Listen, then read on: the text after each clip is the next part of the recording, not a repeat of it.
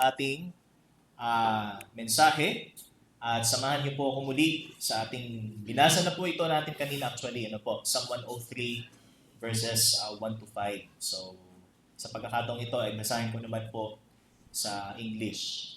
So ito po ay sa ESV. So Psalm 103 verses 1 to 5. So tayo pong lahat ay muli pong magsintayo para po sa pagbasa. Okay, sabi po rito sa Psalm 103, 1 to 5, Bless the Lord, O my soul, and all that is within me. Bless His holy name. Bless the Lord, O my soul, and forget not all His benefits, who forgives all your iniquity, who heals all your diseases, who redeems your life from the pit, who crowns you with steadfast love and mercy, who satisfies you with good, so that your youth is renewed like the eagles. Sa Diyos po ang kapugnan. Tayo manalangin, Panginoon, salamat po sa umagang ito. At patuloy naming dalangin sa pamamagitan po ng iyong salita ay maging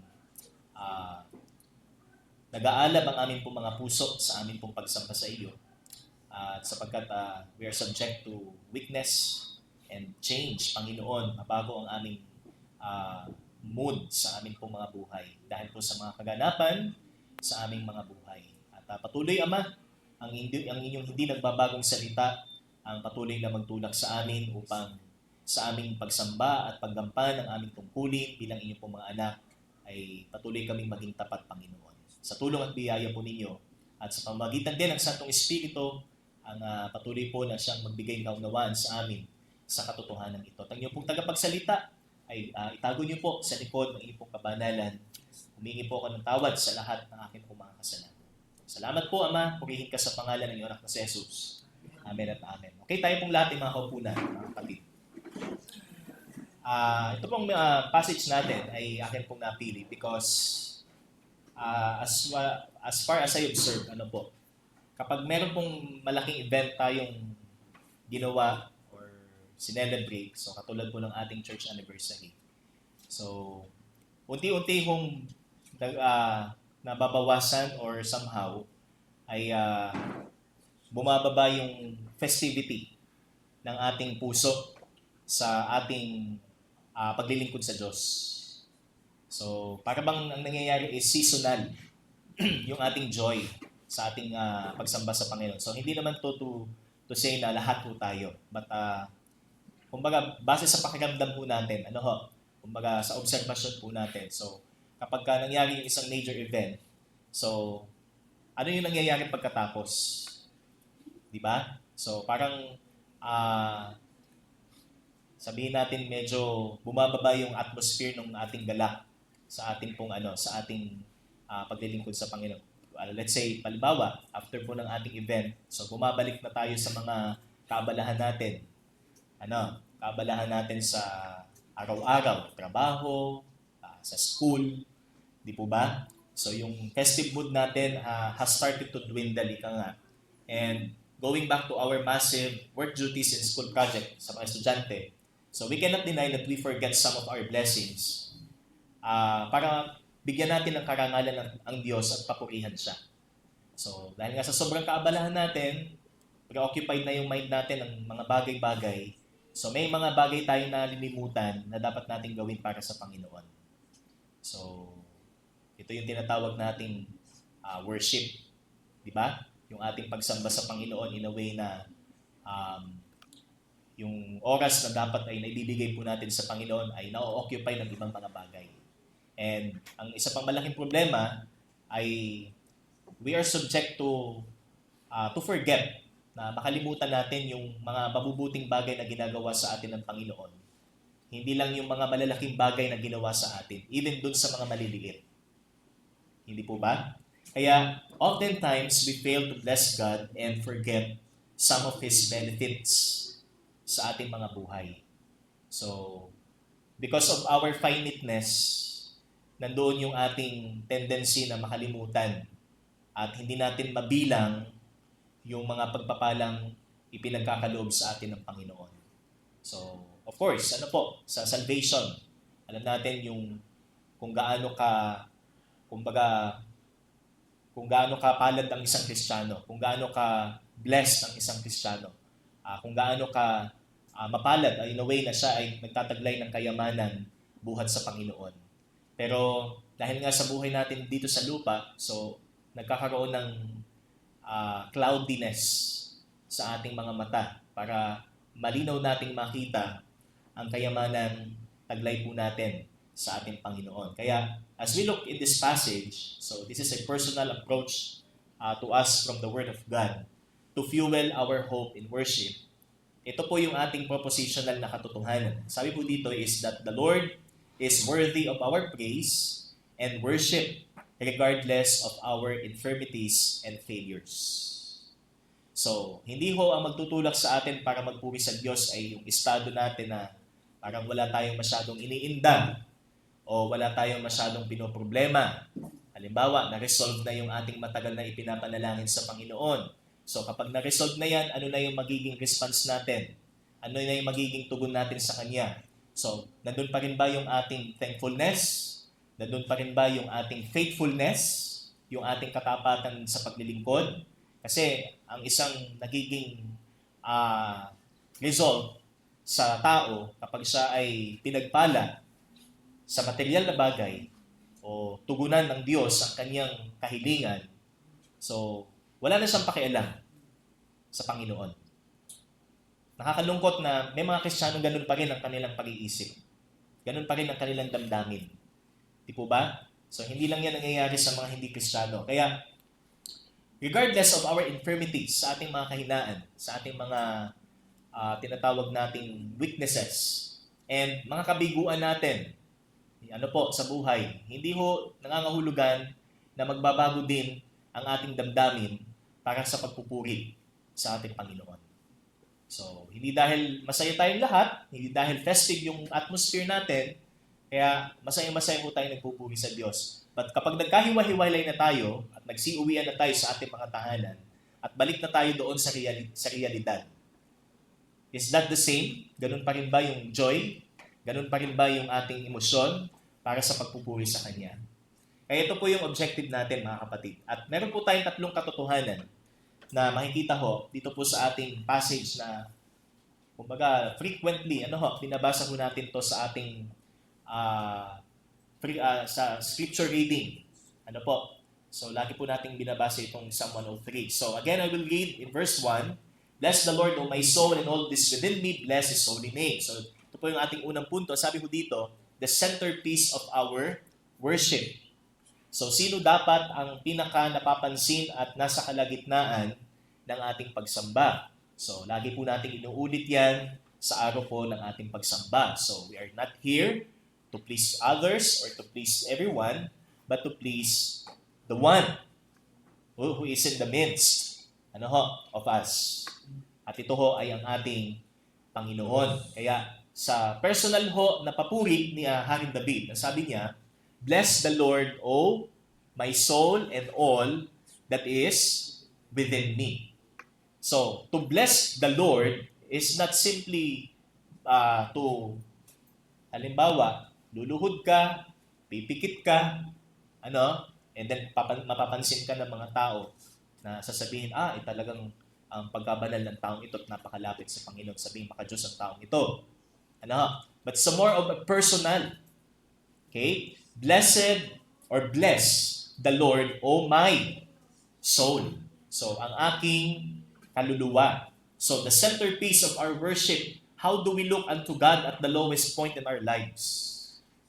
So, paano ba natin tinitingnan ng Diyos habang tayo ho ay nasa pinakamababang punto ng ating buhay? Kahit sabihin natin nasa bingit ng kamatayan, o nasa bingit tayo ng ating kamatayan, o di kaya tayo ho ay nanganganib sa ating kaligtasan. Sino ho ang ating nilalapitan? Sino ho ang tinatawagan ho natin? This is more than 911. This is more than an emergency call. This is the Lord of hosts. This is an all-powerful God. Ito ho ay Diyos na makapangyarihan. Siya ho ay Diyos na makapangyarihan sa lahat. Bless the Lord, O my soul. So, again, how do we look unto God at the lowest point in our lives? Pinupuri ni Haring David ang Panginoon sa mga wikang ito, aking kaluluwa. Not only sa pamamagitan ng kanyang katawan. Ano ho? So, nakikinig ang kanyang tinig. Sa pamamagitan ng kanyang labi, binibigkas niya ang kanyang pagpupuri sa Panginoon. But He said also, all that is within me.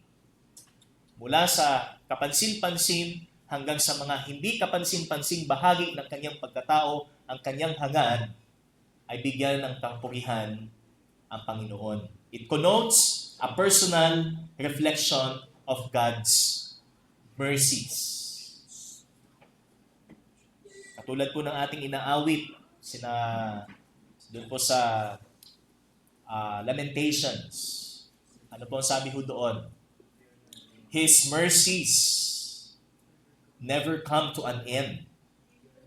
Ano? His loving kindness never come to an end. So, yung kabutihang loob ng Panginoon, ano ho, in a way na kung paano niya inihayag at ipinakilala ang kanyang sarili kay Haring David. Okay? So, sabi dyan, it is a personal reflection of God's mercies. Kaya, isang katanungan, naunawaan na buwan natin yung kabutihan ng Panginoon sa buhay natin. Gaano na nakalalim yung ating pagkaunawa doon sa tinatawag nating mercies of God. So first, yung ating kaligtasan. Yung kumpiyansa na meron ho tayo, na tayo ho ay may ugnayan sa Panginoong personal. Meron tayong buhay na walang hanggan. Kaya sabi dito, worship God with all of our being. Sa NLT, ang sabi po, let all that I am praise the Lord. With my whole heart, I will praise His holy name. Buong puso. Kasi, depende po sa translation kung ano po yung word na ginamit. Ano ho? So, soul, heart, okay? So, being, yan po yung mga usual na salita kong ginagamit. But, higit sa lahat na makikita ho natin, ang sinasabi ho dito, yung kabuuan ng ating sarili. Yung kabuuan ng ating pagkatao, dapat ito ho ay nakareserba para sa karangalan ng Diyos. Para sa kapurihan ng Panginoon. Kaya walang puwang sa atin na gamitin ko muna ito sa ibang bagay. Halimbawa, ang isip natin para sa Panginoon, pero yung katawan natin hindi committed or hindi nakareserve para sa Panginoon. So, mahirap yun. Hindi ho natin pwedeng sabihin na 100% ang puso natin ay nasa Panginoon. Di ba ba? Kahit sa oras ng ating pagsamba, nandito ho tayo physically, pero yung spirito natin, preoccupied ng mga nangyayari sa labas. O di kaya, meron ho tayong taong hindi kasundo. O hindi tayo kasundo. Yan. So, nahahadlangan yung ating puso para maibigay ang tamang pagpupuri sa Kanya. Kaya, with all that is within me. So, it's very important, brothers and sisters. With my whole heart, I will praise Him. And not only that, worship His holy name. So, reminding ourselves of God's permeating goodness and absolute holiness leads us to a worship filled with hope. So, yun po yung title po natin. A worship fueled by hope. So, ang pag-asang, kumbagay, pinatatakbo, o siya yung nasa likod, yung pag-asa natin, yung kaligtasan po natin sa Panginoon. Kasi nga, madali ho tayong makalimot. Madali ho magbago yung ating mood. Pag masaya ang lahat, tayo masaya. Pag malungkot na ang lahat, malungkot din tayo. How much more kung hindi tayo magkakasama? Hindi ba? Kaya, worship God with all of our being and worship His holy name. We need to reflect not only how good God is in everything, but also of who He is. Kasi sabi po dito, worship His holy name. Ang kanyang banal na pangalan. He is holy. Our God is a holy God. Siya'y Diyos na banal. Siya'y Diyos na walang kasalanan. Walang isang bahid o walang bahid ng kasalanan. Kaya, upang tayo ho ay makasamba ng nararapat, kagaya po ng ginawa po ni Haring David. Kilalanin po natin kung sino ang Diyos na ating sinasamba ng personal. Amen? Hindi ho tayo nandito just only for a celebration because masaya ho pag marami tayo, but kahit po tayo nag-iisa sa buhay at kahit tila bagay wala tayong kasama o katuwang sa pagpasan ng ating mga problema sa buhay, meron ho tayong Diyos. At ang Diyos ho na ito ay Diyos na banal. Okay? He is the Lord. Siya ang Panginoon. Siya ay Diyos na walang hanggan. Kaya, ito pong ating una, the centerpiece. So, pag sinabi po kasing centerpiece is, katulad po sa isang hapag.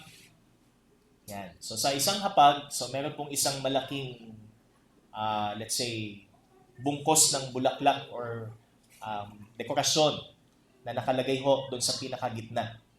At ito yung pinaka nagbibigay ng kumbaga buhay doon po sa hapag na yon. So hindi lang dahil sa pagkakaayos po ng posisyon ng mga utensils na nilalagay. So doon po sa catering, di ba? Napapansin mo natin 'yan. Kundi kung ano yung nasa gitna. Okay? Yung centerpiece na tinatawag. So, yung dekorasyon ng mga bulaklak at mga halaman po na nakalagay po. So, yun yung tinatawag po nating centerpiece. So, that's why sa worship po natin, ito yung magiging pinakakapansin-pansin. Yung ating pagtingin sa Diyos. Ito dapat yung maging core ng ating pagpunta ho sa ating bahay panambahan. Yung ating view kung sino ho ang Diyos na ating sinasamba. Ano po? Kaya, bless the Lord, O my soul, and all that is within me. Okay? Hindi lang ho tayo basta lang lumalapit, pumupunta ho sa oras ng ating pagsamba para sa sino man o para sa anuman, kundi para sa Panginoon. Next, number 2. Verse 2. Bless the Lord, O my soul, and forget not all of His benefits. Who forgives all your iniquity, who heals all your diseases, who redeems your life from the pit, who crowns you with steadfast love and mercy, who satisfies you with good things, so that your youth is renewed. So actually, hanggang first part lang po tayo ng verse 5, doon po sa, who satisfies you with good things. So, yun po yung ating second point. The call for the worshiper. Ano naman ang dapat gawin ng isang sumasamba bilang pagpupuri niya sa Panginoon? Hindi lang na dapat maliwanag ang kanyang pagtingin sa Diyos o ang kanyang pagkakilala sa Panginoon, kundi bilang isang sumasamba, ano dapat ang kanyang pakaisipin? Kasi mahirap yung nananalangin ka pero you're out of your mind. Mahirap po, hindi mo prayer yun actually. Ano po? Pag tayo ay mananalangin sa Panginoon pero wala tayo sa wisyo sa ating mga sinasabi, sa ating pananalangin. Lipad ang ating pag-iisip. Kasi nga, we are preoccupied ng mga bagay na nangyayari sa buhay po natin. Kaya, the call for the worshiper is a mindful soul. So, kailangan yung isip natin ay maayos. Relaxed. Ano po?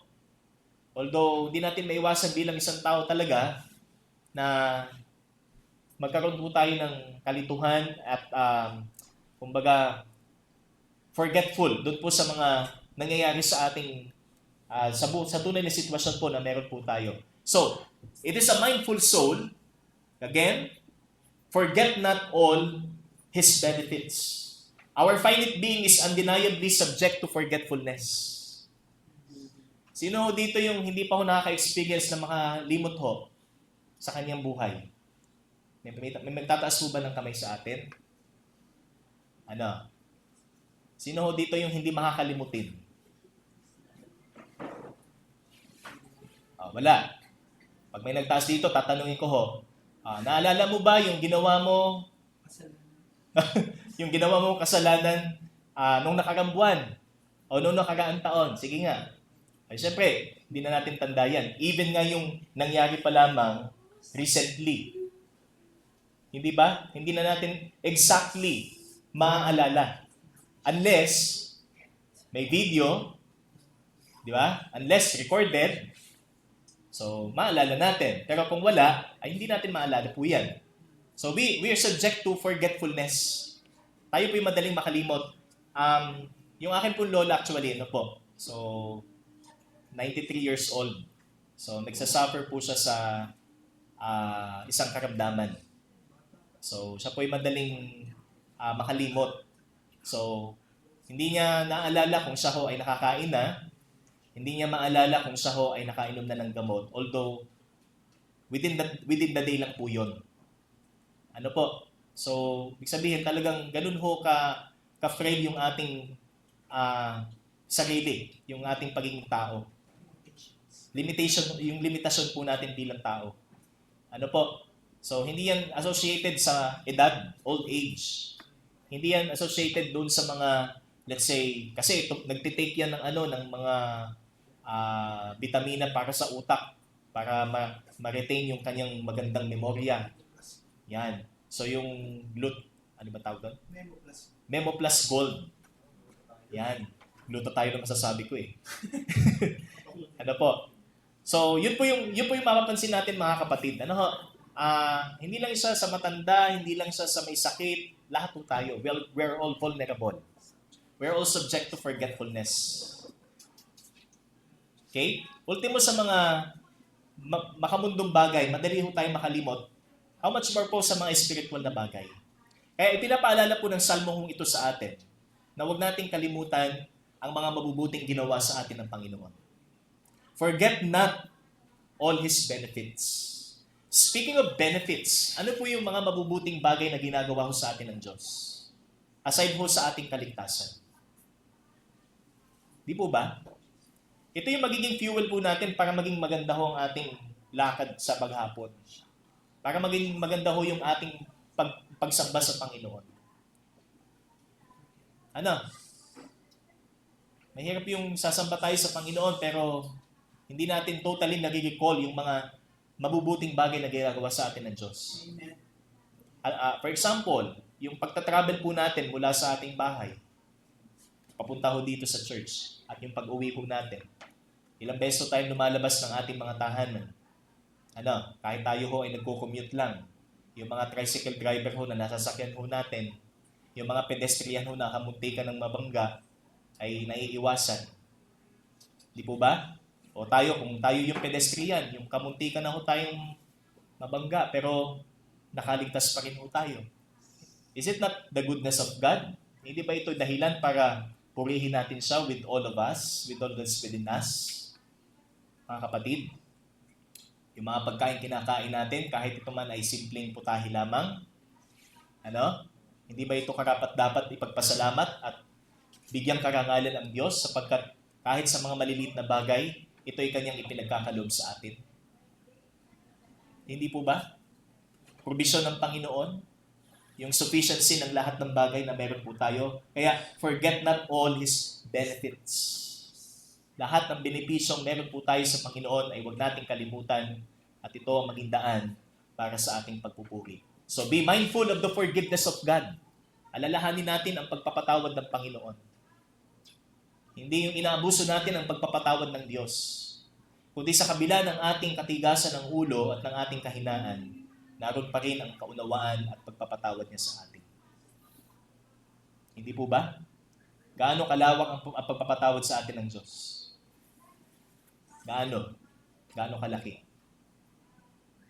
Ano po yung isang instance ho sa Biblia? May nagtanong po sa Panginoon, Panginoon, kapag nagkasala ho sa akin ng aking kapwa ng 7 beses, ilang beses ko po siya patatawarin? Ano po sagot sa kanya ng Panginoon? Huwag lang 7, kundi maka-77 o 77. Ano po? Hindi po yun mathematical. Ang ibig sabihin ng Panginoon, kumbaga it's beyond measure. kung anong daming kasalanan ginawa sa iyo, higit pa ang pagpapatawad na dapat igagawad mo dun sa nagkasala sa iyo. Sapagkat ito ho ay reflection ho ng kapatawaran ng ginawa sa atin ng Diyos. Ito ho yung forgiveness na tinanggap natin sa Kanya, mga kapatid. Kaya, be mindful of the forgiveness of God, who forgives all your iniquity. Hindi ho partial ang pagpapatawad na ginawa sa atin. Okay?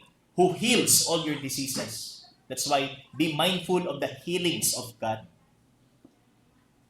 So, when we say healing, so, we are all healed by the grace of God, spiritually. Amen? Lahat po tayo pinagaling na ng Panginoon spiritually. Amen. But not only that kind of healing lang ho ang kayang ibigay sa atin ng Panginoon, even sa mga simpleng karamdaman na tayo ho ay pinagaling din. Dapat din ho natin sabi nga, dahilan para ibigyan po natin ng kapurihan ng Diyos. Lord, salamat kasi gumaling ako sa aking lagnat. Lord, salamat po kasi gumaling ako sa COVID. Lord, salamat po kasi gumaling ako sa ubo. Ginamit niyo po itong gamot na ito.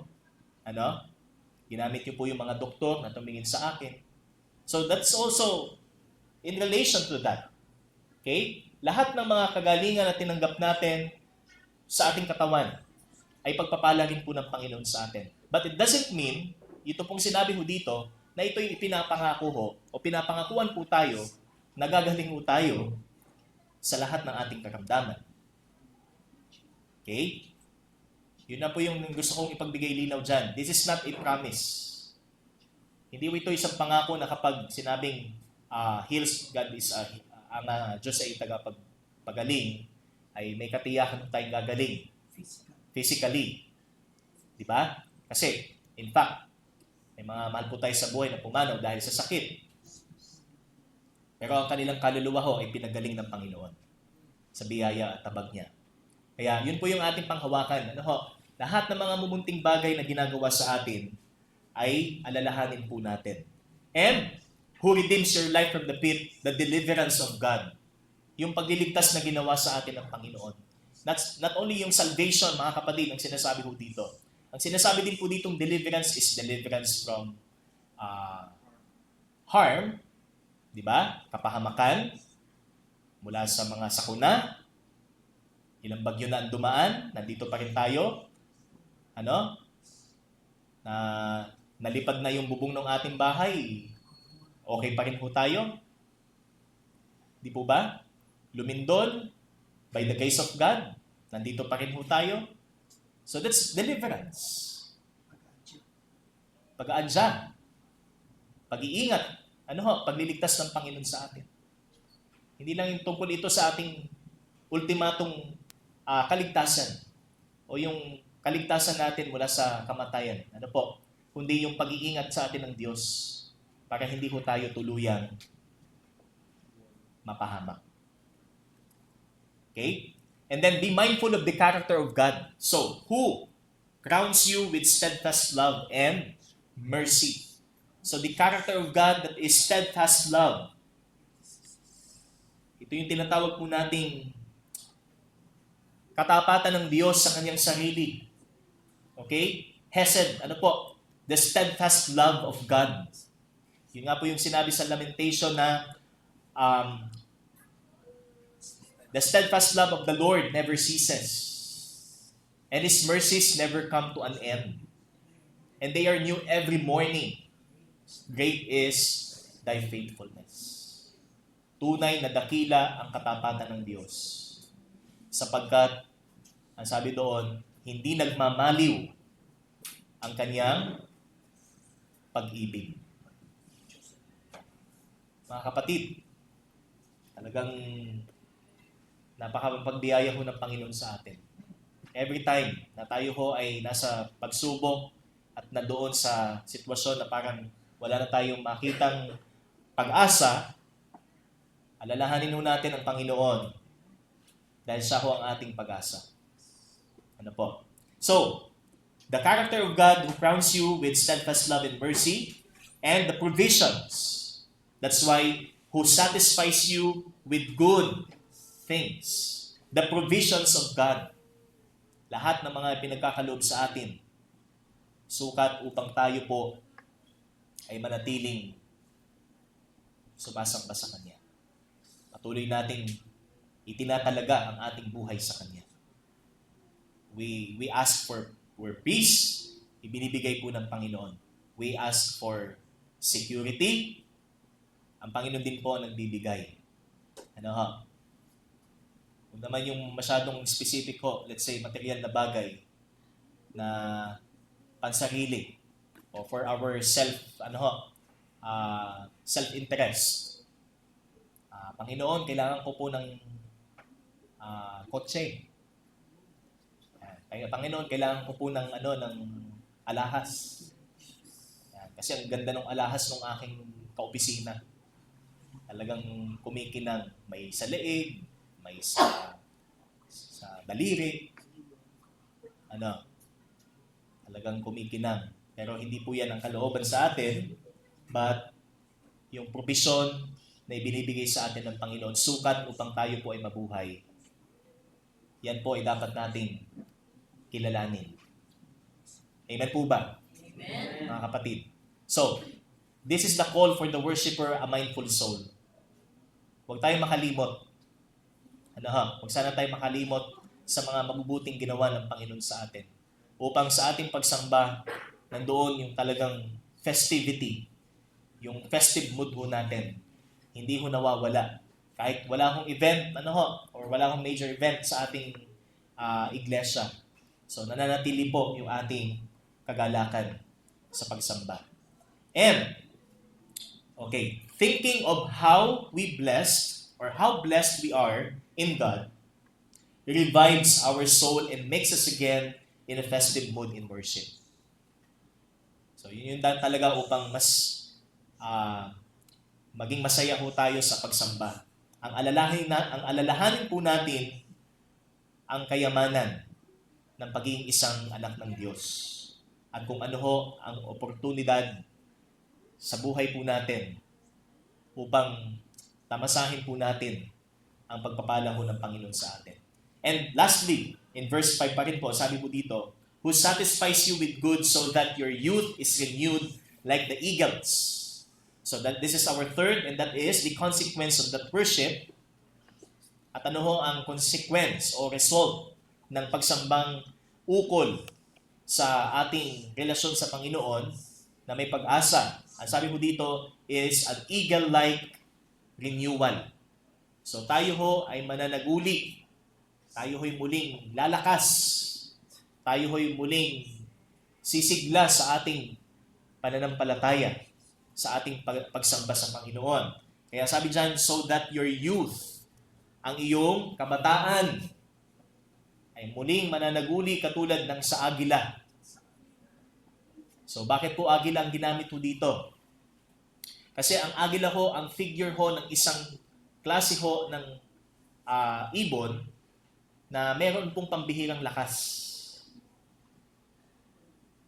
Di po ba? Meron siyang pambihirang lakas at kaya niya lumipad sa mga malalayong distansya. At kaya niya makita even yung mga hindi masyadong kapansin-pansin. Sapagkat mas nakikita niya iba yung vantage point na meron po ang isang agila kumpara ho tayo nandito lamang sa lupa. So ito po yung makikita natin. And also, this figure is used specifically doon sa tinatawag po nating molting process ng isang agila na kung saan yung kanyang mga balahibo, so siya ho ay nagpapalit. Nagpapalit siya ng balahibo. Yung mga lumang balahibo niya ay kanyang tinatanggal at meron pong mga panibagong balahibo na tumutubo sa kanya upang siya ho ay makalipad muli ng maganda. Makagalaw siya ng maganda. So, it sheds old feathers and grows new ones, and this process is seen as necessary for the eagle to remain strong and capable of flight. So, para siya ay talagang ready pa rin na makalipad at magawa niya yung lakas niya o yung lipad niya tulad ng isang bata. O yung sa gitna ng kanyang kabataan, yung lakas pa rin niya, dala-dala pa rin niya. So yun po yung tinatawag nating molting process.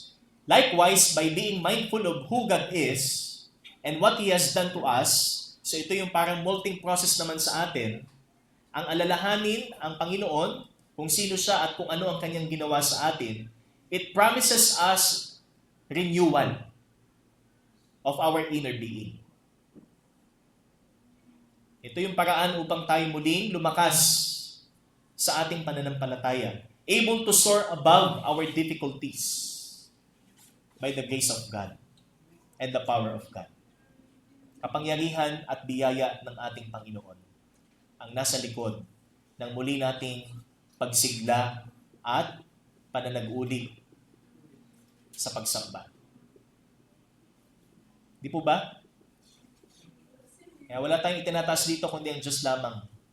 Lagi nating sinasabi ho sa worship, so we're here para sa Panginoon, hindi para sa isa't isa. Although secondary, tayo ho ay para sa isa't isa.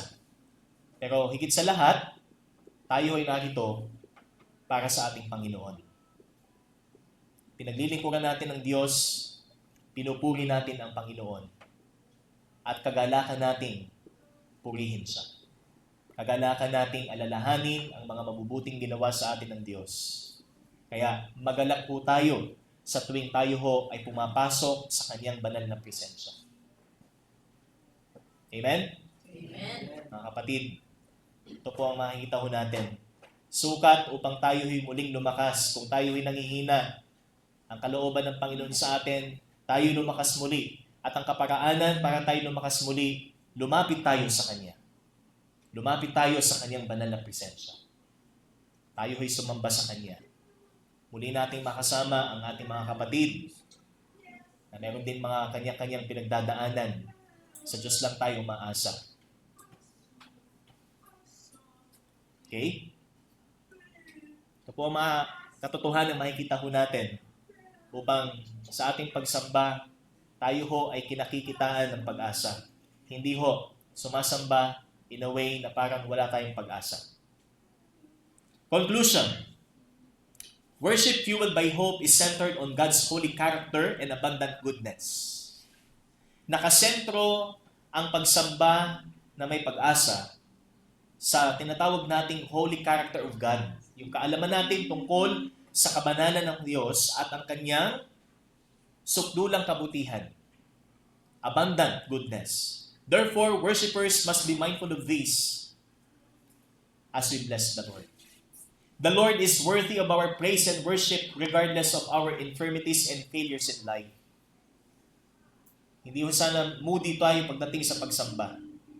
Lagi ho tayong masaya at lagi tayong may kagalakan para sumamba sa Kanya. And, ito po, count your blessings. Sa panalangin, mahalaga na ang binibilang natin ay ang pagpapala sa atin, hindi ang mga problema. Para sa atin, kung tayo ho ay isa ng malagong Kristiyano, binibilang din natin ang mga problema, ang mga pagsubok bilang pagpapala.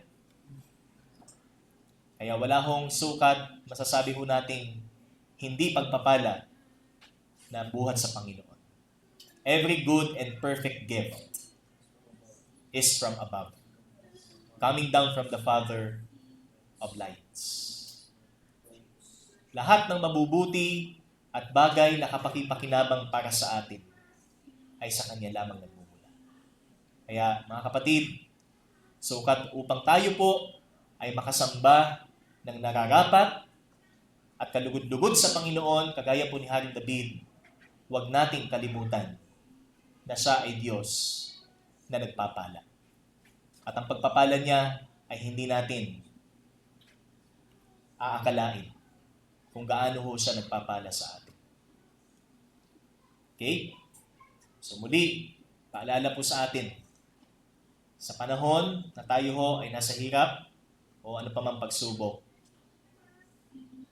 siya ho ang ating pag-asa. Ang Diyos na nagpapala, magpasawalang hanggan. Tayo po'y manalangin. O Diyos, salamat sa iyong salita, sa inyo pong pagtuturo sa amin pong mga kahinaan. Ikaw po ang Diyos na nagpapala at patuloy na nagpapaalala sa amin kung gaano po kami kapalad. Higit sa mga taong maaaring nakakaangat sa balat ng lupa, subalit walang seguridad sa kanilang soul, Panginoon. Wala ho silang katiyakan kung saan sila dadako pagdating ng kanilang kamatayan. Kaya tunay, O Ama, ang lahat ng ito ay tinataas po namin sa iyo nang may kagalakan at patuloy naming dalhin sa aming pang-araw-araw na buhay ang kagalakang ito. Maging kapansin-pansin ang kagalakang meron kami sa mga taong nasa kadiliman pa rin at nangangailangan ng iyong pong salita. Purihin ka sa pangalan ng iyong anak na si Jesus. Amen at amen. Purihin po ang ating Panginoon.